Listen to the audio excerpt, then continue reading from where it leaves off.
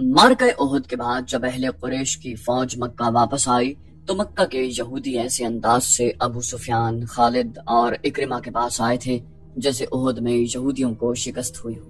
یہودیوں کے سرداروں نے ابو سفیان سے کہا تھا کہ مسلمانوں کو شکست نہیں ہوئی اور لڑائی ہار جیت کے بغیر ختم ہو گئی، تو یہ قریش کی شکست ہے، یہ یہودیوں کی ناکامی ہے۔ یہودیوں نے اہل قریش کے ساتھ اس طرح ہمدردی کا اظہار کیا تھا جیسے وہ اہل قریش کی ناکامی پر غم سے مرے جا رہے ہیں۔ انہی دنوں خالد نے پہلی مرتبہ یوحاوا کو دیکھا تھا۔ وہ اپنے گھوڑے کی ٹہلائی کے لیے آبادی سے باہر نکل گیا تھا۔ جب وہ واپس آ رہا تھا تو راستے میں اسے یوحاوا مل گئی۔ یوحاوا کی مسکراہٹ نے اسے روک دیا۔ یوحاوا نے کہا، میں تسلیم نہیں کر سکتی، ولید کا بیٹا جنگ سے ناکام لوٹ آیا۔ یہ کہہ کر وہ خالد کے گھوڑے کی گردن پر ہاتھ پھیرنے لگی، پھر بولی، مجھے اس گھوڑے سے پیار ہے جو مسلمانوں کے خلاف لڑنے گیا۔ خالد بن ولید یوں گھوڑے سے اتر آئے جیسے یوحاوا کے جادو نے اسے گھوڑے سے زمین پر کھڑا کر دیا۔ اس سے بڑی ناکامی اور کیا ہوگی کہ تم مسلمانوں کو شکست نہیں دے سکے۔ یوحاوا نے کہا، تمہاری شکست ہماری شکست ہے، اب ہم تمہارا ساتھ دیں گے، لیکن تمہارے ساتھ ہوتے ہوئے بھی تم ہمیں اپنے ساتھ نہیں دیکھ سکو گے۔ خالد بن ولید نے یوں محسوس کیا کہ جیسے ان کی زبان بند ہو گئی ہو۔ تلواروں، برچھیوں اور تیروں کی بوچھاڑوں کا مقابلہ کرنے والا خالد یوحاوا کی مسکراہٹ کا مقابلہ نہ کر سکا۔ خالد بن ولید نے پوچھا، اگر یہودی ہمارے ساتھ نہیں ہوں گے تو ہمارے کس کام آ سکیں گے؟ یوحاوا نے کہا، کیا تم سمجھتے ہو کہ صرف تیر ہی انسان کے جسم سے پار ہو جاتا ہے؟ عورت کا تبسم تم جیسے دلیر اور جرری مردوں کے ہاتھوں سے تلوار گرا سکتا ہے۔ خالد بن ولید اس سے کچھ پوچھنا چاہتے تھے لیکن کچھ نہ پوچھ سکے۔ یوحاوا نے آنکھوں میں آنکھیں ڈالی اور پھولوں کی پنکھڑیوں جیسے ہونٹوں پر تبسم آ گیا۔ یوحاوا آگے چل پڑی، خالد بن ولید اسے دیکھتے رہے۔ ان کے گھوڑے نے کھر مارا تو خالد بن ولید اپنے آپ میں آئے۔ وہ بڑی تیزی سے گھوڑے پر سوار ہوئے اور چل پڑے۔ کچھ دور آ کر انہوں نے پیچھے دیکھا۔ یوحاوا رک کر دیکھ رہی تھی۔ یوحاوا نے اپنا ہاتھ ذرا اوپر کر کے لہرایا۔ اب جبکہ دو مسلمانوں کو نیلام کیا جا رہا تھا اور خالد کو ایک آدمی نے بتایا تھا کہ ان مسلمانوں کو کس طرح دھوکے میں لایا گیا ہے، اور اس آدمی نے یوحاوا کا نام بھی لیا تھا، تو اس نے ارادہ کر لیا کہ معلوم کرے گا کہ یوحاوا نے وہ جادو کس طرح چلایا ہے۔ اسے اپنے قبیلے کا ایک سرکردہ آدمی مل گیا۔ اس سے اسے پتہ چلا کہ یہ مسلمان اہل قریش کے ہاتھ کس طرح آئے ہیں۔ 3-4 سرکردہ یہودی یوحاوا اور 2-3 اور یہودیوں کو ساتھ لے کر شارجہ بن مغیث کے پاس چلے گئے۔ یہ قبیلہ تھا تو جنگجو، لیکن اس پر مسلمانوں کا رعب کچھ اس طرح طاری ہو گیا تھا جیسے لوگ جادوگروں سے ڈرتے تھے۔ اس قبیلے میں یہ مشہور ہو گیا تھا کہ رسول اکرم صلی اللہ علیہ وسلم کے ہاتھ میں کوئی جادو ہے۔ یہودیوں نے اپنی زمین دوز کارروائیوں کے لیے اس قبیلے کو اس لیے منتخب کیا تھا کہ وہ جنگجو قبیلہ تھا۔ یہودی بڑی دانش مند قوم تھی۔ انہوں نے سوچا کہ اگر مسلمانوں کے جادو کا وہم پھیل گیا تو دوسرے قبیلے بھی اس سے متاثر ہوں گے۔ یہ یہودی اس قبیلے کے سردار شارجہ بن مغیث کے پاس گئے اور اس کا یہ وہم دور کرنے کے لیے کہ مسلمان جادوگر ہیں اسے بہت کچھ کہا، لیکن شارجہ بن مغیث نے تسلیم نہ کیا۔ رات کو یہودیوں کے کہنے پر شارجہ بن مغیث نے ان مہمانوں کی ضیافت کا انتظام باہر کھلے آسمان تلے کیا۔ ان یہودیوں نے اپنے ہاتھوں اپنے میزبانوں کو شراب پلائی۔ شارجہ بن مغیث اور اس کے قبیلے کے چند ایک سرکردہ افراد کو جو شراب پلائی گئی اس میں یہودیوں نے کوئی صفوف سا ملا دیا تھا۔ پھر یہودیوں نے اپنے جادو کے کچھ شعبدے دکھائے۔ یوحاوا نے اپنے حسن کا جادو چلایا۔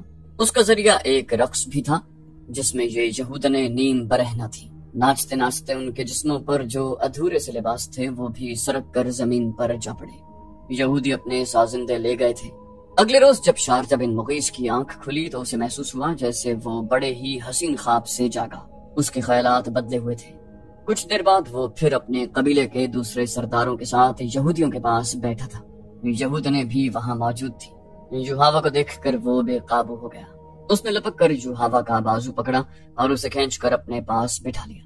ایک یہودی نے کہا، ضروری نہیں کہ دشمن کو میدان میں للکار کر اسے شکست دی جائے، ہم مسلمانوں کو دوسرے طریقوں سے بھی ختم کر سکتے ہیں۔ اس کا ایک طریقہ ہم تمہیں بتاتے ہیں۔ خالد بن ولید کو بتایا گیا کہ ان 6 مسلمانوں کو مدینے سے دھوکے سے لانے کا یہ طریقہ یہودیوں نے بتایا تھا، اور شارجہ بن مغیث نے جو آدمی رسول کریم صلی اللہ علیہ وسلم کے پاس بھیجے تھے ان میں ایک یہودی بھی تھا۔ خالد مسلمانوں کو اپنا بدترین دشمن سمجھتے تھے، لیکن انہیں یہ غیر جنگی طریقے اچھے نہیں لگتے تھے۔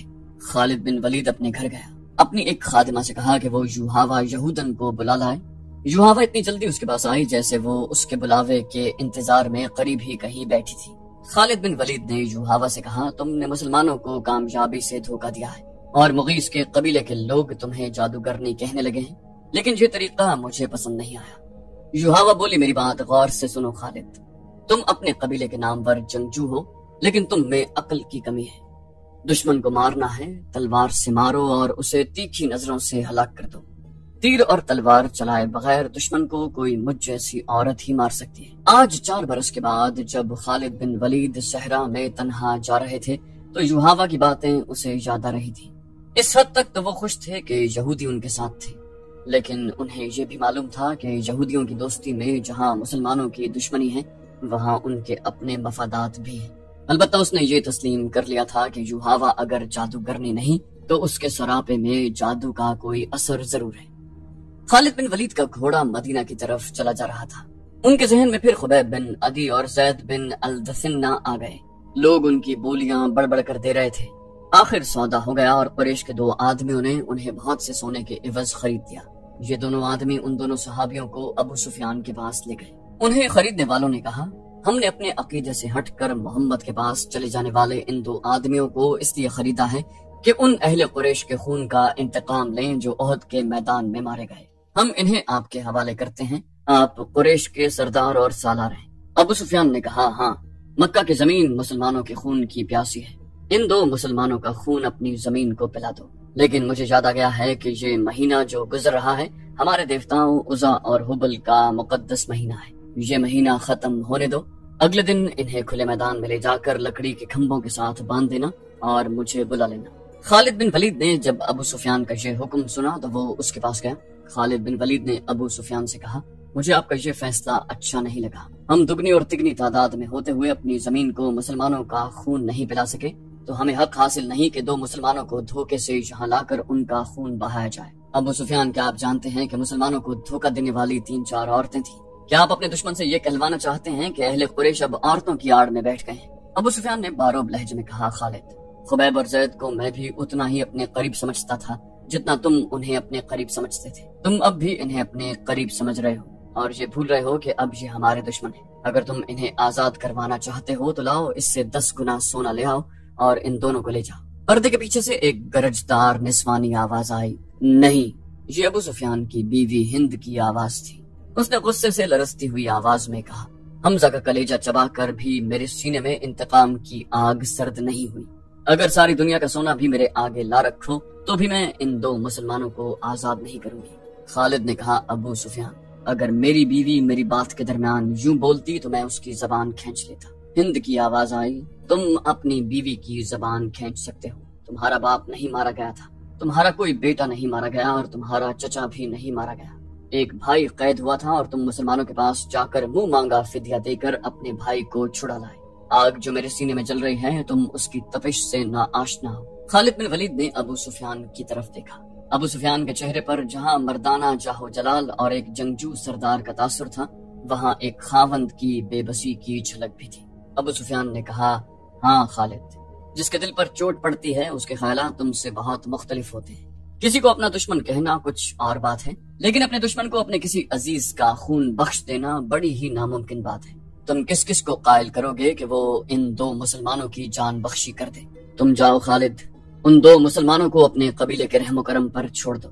خالد بن ولید خاموشی سے چلے گئے۔ پھر خالد کو وہ بھیانک منظر یاد آیا جب باہر میدان میں لکڑی کے 2 کھمبوں کے ساتھ خبیب رضی اللہ عنہ اور زید رضی اللہ عنہ بندھے کھڑے تھے۔ تماشائیوں کا چیختا چلاتا ہوا ہجوم اکٹھا ہو گیا تھا۔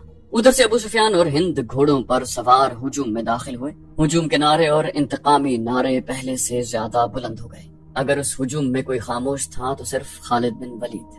ابو سفیان گھوڑے پر سوار دونوں قیدیوں کے قریب گیا اور دونوں نے اسے کہا کہ وہ زندگی کی آخری نماز پڑھنا چاہتے ہیں۔ ابو سفیان نے انہیں اجازت دے دی۔ خالد بن ولید جو اب مدینے کی طرف جا رہے تھے، انہیں جب وہ منظر یاد آیا کہ دونوں قیدیوں کے ہاتھ کھول دیے گئے اور وہ قبلہ رو ہو کر نماز پڑھنے لگے۔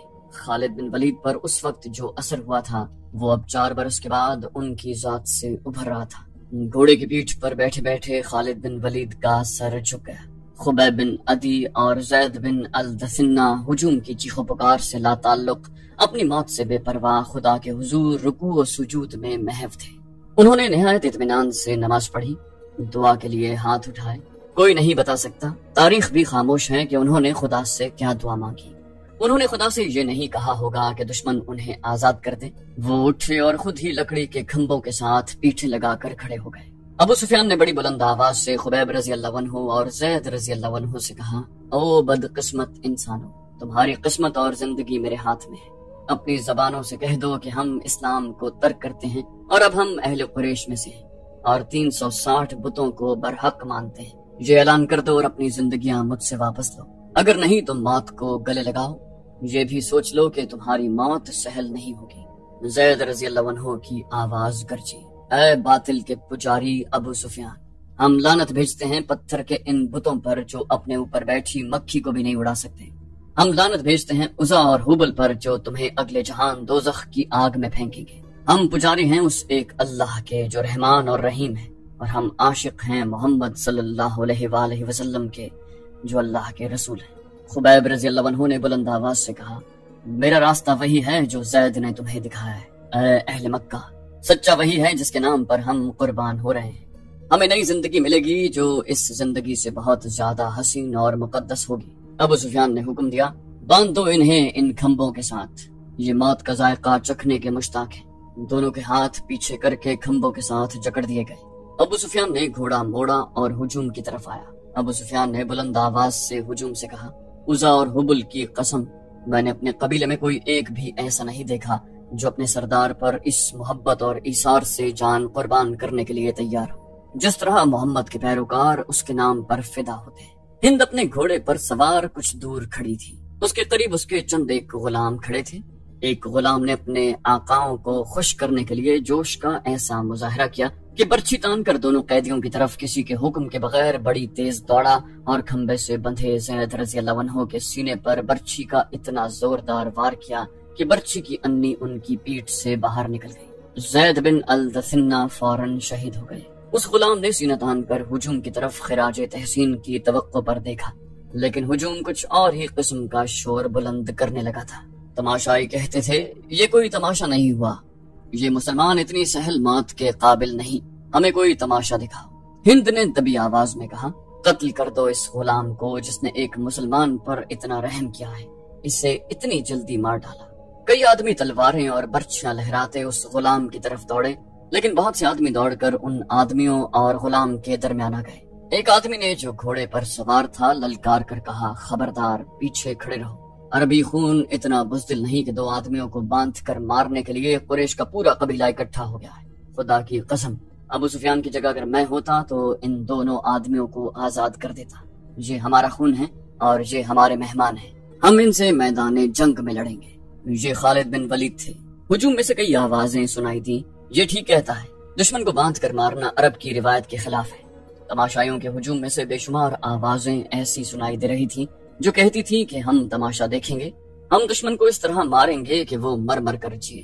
تھوڑی دیر کے بعد تماشائیوں کا ہجوم دو حصوں میں بٹ گیا کہ ایک گروہ خبیب رضی اللہ عنہ کے خلاف تھا اور اسے وہ عرب کی روایتی بہادری کے منافی سمجھتا تھا، اور دوسرا گروہ خبیب رضی اللہ عنہ کو تڑپا تڑپا کر مارنے کے نعرے لگا رہا تھا۔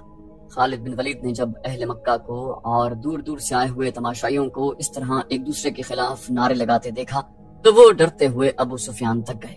خالد بن ولید نے کہا، دیکھ لیا ابو سفیان، دیکھ لیں یہاں میرے کتنے حامی ہیں، ایک کو مار دیا ہے دوسرے کو چھوڑ دیں ورنہ اہل قریش آپس میں ٹکرا جائیں گے۔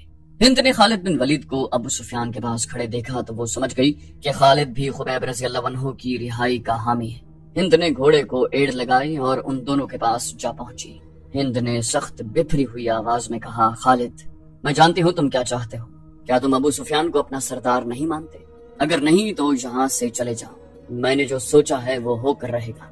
ابو سفیان نے کہا، خالد، اگر تم سمجھتے ہو کہ میرا حکم اور میرے ارادے صحیح نہیں تو بھی مجھے ان پر عمل کرنے دو۔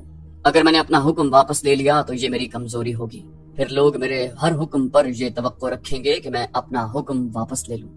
خالد بن ولید کو آج مدینے کے راستے میں یاد آ رہا تھا اور انہیں افسوس ہو رہا تھا کہ انہوں نے ابو سفیان کا حکم مان لیا۔ خالد بن ولید کی خوبیوں میں سب سے بڑی خوبی نظم و نسق اور اپنے سردار کی اطاعت تھی۔ انہوں نے اپنے سینے پر پتھر رکھ کر صرف اس لیے ابو سفیان کا حکم مان لیا تھا کہ اہل قریش میں حکم عدولی کی روایت قائم نہ ہو۔ ابو سفیان نے 2 گروہوں میں بٹے ہوئے تماشائیوں سے بلند آواز میں کہا، اے اہل مکہ، اگر آج یہاں 2 مسلمانوں کے قتل پر ہم یوں بٹ گئے تو ہم میدان جنگ میں بھی کسی نہ کسی مسئلے پر بٹ جائیں گے اور فتح تمہارے دشمن کی ہوگی۔ اگر اپنے سردار کی اطاعت سے یوں انحراف کرو گے تو تمہارا انجام بہت برا ہوگا۔ ہجوم کا شور و غوغا کم ہو گیا تھا، لیکن خالد نے دیکھا کہ اہل مکہ کے کئی ایک سردار چہروں پر نفرت کے آثار لیے واپس گھروں کو جا رہے تھے۔ انہیں دیکھ کر بہت سے لوگ بھی جو تماشا دیکھنے آئے تھے واپس چلے گئے۔ خالد بن ولید وہاں نہیں رکنا چاہتے تھے، لیکن وہ خطرہ محسوس کر رہے تھے کہ دونوں گروہ آپس میں ٹکرا جائیں گے۔ ان کے اپنے قبیلے کے زیادہ تر لوگ تماشائیوں میں موجود تھے، وہ کم از کم اپنے قبیلے کو اپنے قابو میں رکھ سکتے تھے۔ ہند نے تماشے کا پورا انتظام کر رکھا تھا۔ اس کے اشارے پر 40 کم سن لڑکے جن کے ہاتھوں میں برچیاں تھیں دوڑتے اور چیختے چلاتے ہوئے تماشائیوں میں سے نکلے اور خبیب رضی اللہ عنہ کے ارد گرد ناچنے اور چیخنے چلانے لگے۔ 2-4 لڑکے برچیاں تانے ہوئے خبیب رضی اللہ عنہ تک جاتے اور دوڑ کر خبیب رضی اللہ عنہ پر وار کرتے تھے، لیکن خبیب رضی اللہ عنہ کو گزند پہنچائے بغیر ہاتھ روک لیتے۔ خبیب بدکتے اور نعرہ لگاتے تھے، میرا خدا سچا ہے اور محمد صلی اللہ علیہ وآلہ وسلم خدا کے رسول ہیں۔ چند اور لڑکے اس طرح برچیاں تان کر ان پر ہلہ بولتے جیسے خبیب رضی اللہ عنہ کے جسم کو چھلنی کر دیں گے، لیکن وار کر کے وار روک لیتے۔ خبیب رضی اللہ عنہ کے بدکنے پر تماشائیوں کا ہجوم داد و تحسین کے نعرے اور قہقہے لگاتا۔ لڑکوں کا یہ کھیل کچھ دیر جاری رہا۔ اس کے بعد لڑکوں نے یہ طریقہ اختیار کیا کہ برچی کا وار بڑی زور سے کرتے، لیکن خبیب رضی اللہ عنہ کے جسم پر اتنا سوار لگتا کہ برچیوں کی انیاں کھال میں ذرا سی اتر کر پیچھے جاتی۔ بہت دیر تک یہی کھیل چلتا رہا۔ تماشائی داد و تحسین کے نعرے اور خبیب رضی اللہ عنہ اللہ اکبر اور محمد رسول اللہ کے نعرے بلند کرتے رہے۔ خبیب رضی اللہ عنہ کے کپڑے خون سے لال ہو چکے تھے۔ ابو جہل کا بیٹا اکرمہ ہاتھ میں برچھی لیے ان لڑکوں کے پاس جا پہنچا اور انہیں ہدایات جاری کرنے لگا۔ لڑکے اب اپنی برچیاں خبیب رضی اللہ عنہ کے جسم میں چبھو رہے تھے۔ وہ گول دائرے میں گھومتے اور ناچتے۔ خبیب رضی اللہ عنہ کے جسم کا کوئی بھی حصہ ایسا نہ رہا جہاں برچھی نہ چبھی ہو اور وہاں سے خون نہ ٹپک رہا ہو۔ ان کے چہرے پر بھی برچیاں ماری گئیں۔ جب بہت دیر گزر گئی اور لڑکے ناچ ناچ کر اور برچیاں چبو چبو کر تھک گئے تو اکرمہ نے لڑکوں کو وہاں سے ہٹا لیا۔ خبیب رضی اللہ عنہ خون میں نہائے ہوئے تھے اور ابھی زندہ تھے۔ وہ ہر طرف دیکھ رہے تھے، ان کے نعروں میں کمی نہیں آئی تھی۔ اکرمہ ان کے سامنے کھڑا ہو گیا اور برچھی تان کر خبیب رضی اللہ عنہ کے سینے میں اتنی زور سے ماری کہ فاصلہ کم ہونے کی وجہ سے برچھی خبیب رضی اللہ عنہ کے جسم سے پار ہو گئی۔ خبیب رضی اللہ عنہ شہید ہو گئے۔ ہند کی گرجدار آواز سنائی تھی، ان کی لاشیں یہیں بندھی رہنے دو، اب کئی دنوں تک ان کی لاشوں کے گلنے سڑنے کا تماشا دیکھتے رہو۔ یہ واقعہ جولائی 625 عیسوی کا تھا، جو اب خالد بن ولید کو یاد آ رہا تھا۔ انہوں نے اپنے دل میں درد کی ٹیس محسوس کی۔ خبیب رضی اللہ عنہ اور زید رضی اللہ عنہ کے قتل نے قریش کے سرداروں میں اختلاف کا بیج بو دیا تھا۔ جس طرح ان 2 مسلمانوں نے آخری وقت نماز پڑھی اور اسلام سے نکل آنے پر موت کو ترجیح دی، اس نے قریش کے کئی سرداروں پر گہرا اثر چھوڑا تھا۔ خود خالد بن ولید نے اگر اسلام کی نہیں تو خبیب اور زید رضی اللہ عنہ کی دل ہی دل میں بہت تعریف کی تھی۔ تو دوستو یہ تھی ہماری آج کی ایپیسوڈ۔ امید کرتے ہیں آپ کو ہماری ایپیسوڈ پسند آئی ہوگی۔ جانے سے پہلے اس ویڈیو کو لائک، شیئر اور کامنٹ کرنا مت بھولیے، اور اگر آپ ہمارے چینل پر نئے ہیں تو اسے سبسکرائب کیجیے اور بیل آئیکن پر کلک کیجیے تاکہ آپ کو تمام ویڈیوز فوراً ملتی رہیں۔ اگلی ویڈیو تک کے لیے اپنا خیال رکھیے۔ اللہ حافظ۔